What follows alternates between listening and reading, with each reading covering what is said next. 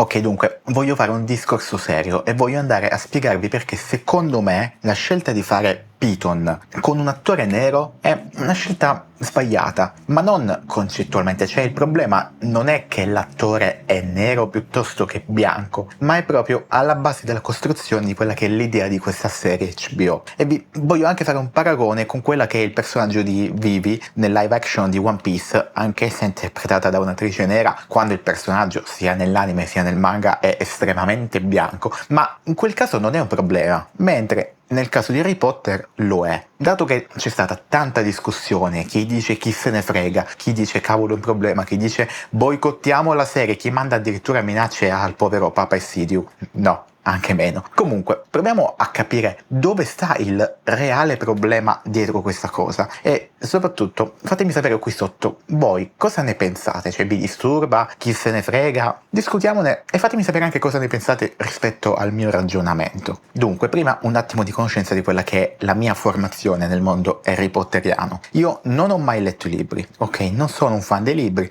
sono sì un appassionato di Harry Potter, ma non lo sono mai stato così tanto da, insomma, approfondire la storia tramite i libri. Mi sono sempre bastati i film che ho visto più e più volte. Quindi la mia conoscenza circa Harry Potter si basa esattamente su quelli che sono i film, che hanno, vabbè, un sacco di problemi, a rivederli oggi effettivamente non sono granché e si sente che mancano di sostanza, a parte magari i primi due che per quanto mi riguarda sono tanta roba, quelli dopo sono sempre un po' scemando. Ma noi non vogliamo parlare dei film, parliamo piuttosto di questa serie di cui di recente è anche uscito un documentario su HBO e che entro fine anno dovrebbe darci la prima stagione. Io sinceramente sono molto curioso di vedere cosa hanno fatto e sono curioso perché questa serie, e correggetemi se sbaglio, è stata annunciata con una premessa importantissima, è stata annunciata come serie super fedele ai libri. Proprio l'obiettivo della serie era quello di prendere i libri e dedicare tutto il tempo necessario per raccontare ogni cosa al loro interno. Questo è come è stata annunciata la serie e di fatto da quel poco che è trapelato dal documentario, dalla scelta anche dei protagonisti che secondo me ci stanno tantissimo e tutto quello che c'è intorno, sono state fatte un sacco di scelte con molta cura, ok? E poi c'è questo dettaglio, questo puntino nero che stona. Quindi nel momento in cui tu mi fai una serie e mi dici sarà fedele al 100% ai libri e poi mi metti uno dei personaggi comunque più importanti e me lo fai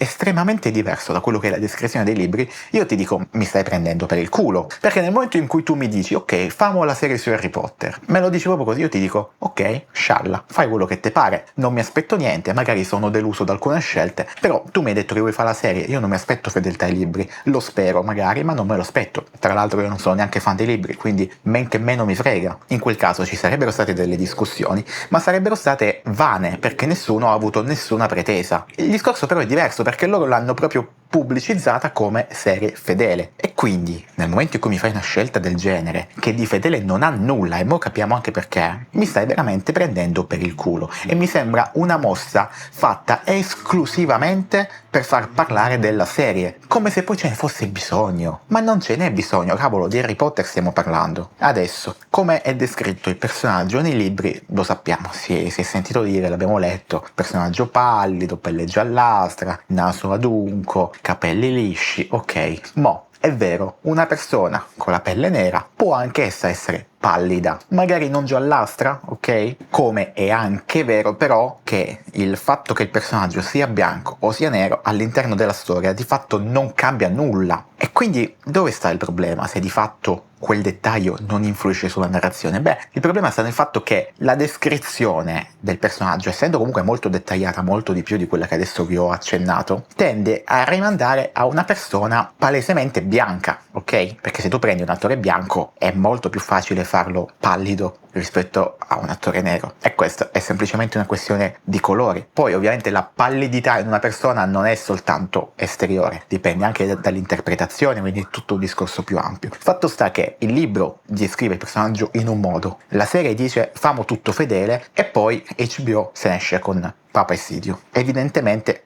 qualcosa non quadra, perché tu mi puoi anche dire è stato il migliore Provini, ma io non ci credo. Cioè, tu non hai trovato qualcuno più fedele alla descrizione del libro di lui, che fosse anche bravo? Io non ci credo, o non l'hai cercato o non l'hai voluto. Mi sembra una scelta estremamente politica da questo punto di vista. E poi vorrei anche farvi notare una cosa, i capelli, ok? Nel libro c'è scritto capelli lisci, ma perché allora in quello che abbiamo visto c'ha questi capelli, come si chiamano, rasta credo si chiamino così? Ma porca miseria, ma faglieli lisci, no? Trovo estremamente assurdo il fatto che si cerchi la perfezione, la fedeltà in tante cose e poi in qualcosa di importante la si butti via, senza però una reale ragione dietro che migliori la cosa. Qui arriva il punto, perché invece il personaggio di Vivi nel live action di One Piece non è un problema, ma non è un problema semplicemente perché il live action di One Piece non nasce come adattamento fedele del manga, non è mai stato venduto in questo modo, nasce semplicemente come adattamento, anzi Eiichiro Oda ha anche detto che il live action è la sua occasione di poter raccontare con un mezzo audiovisivo diverso la storia di One Piece così come lui ora la vuole, come lui ora la immagina, perché cavolo ha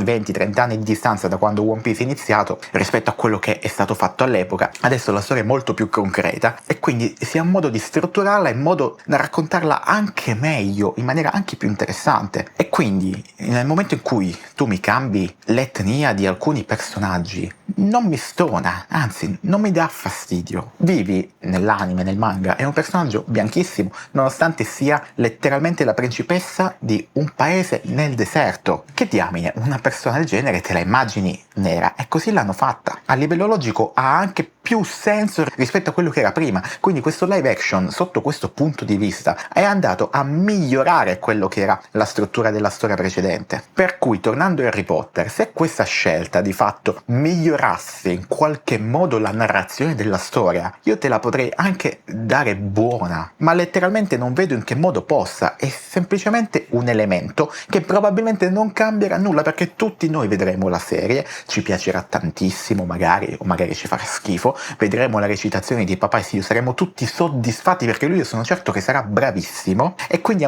arriveremo a quel punto in cui non ce ne fregherà più niente che lui sia nero piuttosto che bianco. Il problema quindi non è tanto questo, ma è proprio concettuale. Dato che questa scelta non ti fa né bene, ma neanche male, allora perché devi scegliere la via della non fedeltà quando puoi scegliere la via della fedeltà, così come avevi promesso? Ed è questo che mi dà estremamente fastidio, perché non c'è un motivo logico dietro questa scelta, almeno non che noi comuni mortali possiamo intuire. Se voi avete qualche idea fatemela sapere qui nei commenti, non sapremo mai cosa hanno pensato in casa HBO. Ciò che mi viene in mente è che magari nella serie non ci sono tanti attori neri e quindi sono sottorappresentati, ma io qui dico, ma chi cazzo se ne frega onestamente? Noi dobbiamo raccontare una storia, non è che dobbiamo ficcare a forza certi attori dentro perché è così. Non ha assolutamente alcun senso. La forzatura è proprio questa, metterci a forza qualcuno per delle caratteristiche fisiche. No, se noi abbiamo una storia che al suo interno ingloba solo persone bianche ed è stata scritta così, raccontiamola così, ma perché dobbiamo forzare qualcosa che la storia non è? Non è un discorso di razzismo, di inclusione, no, ci saranno tante altre storie. Poi nel cinema, onestamente, io non ho mai percepito questa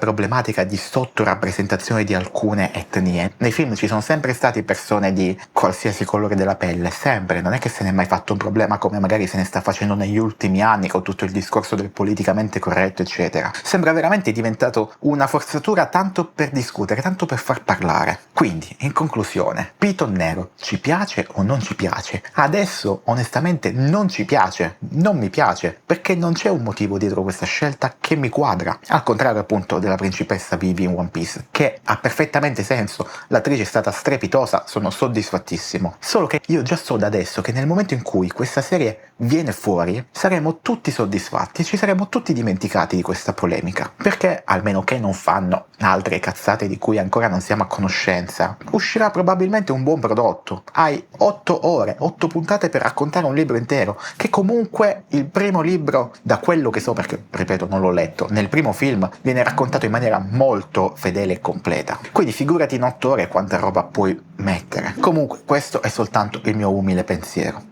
Fatemi sapere di nuovo qui sotto voi cosa ne pensate di sta situazione. Se vuoi supportare il canale lascia un mi piace, iscriviti per tutti i prossimi video. Qui parliamo di cinema, di film, di serie tv, tutto. Ogni domenica esce anche una video analisi di un film o una serie cult. Te ne lascio magari qualcuna qua o qua per dare un'occhiata. E ci vediamo comunque al prossimo video.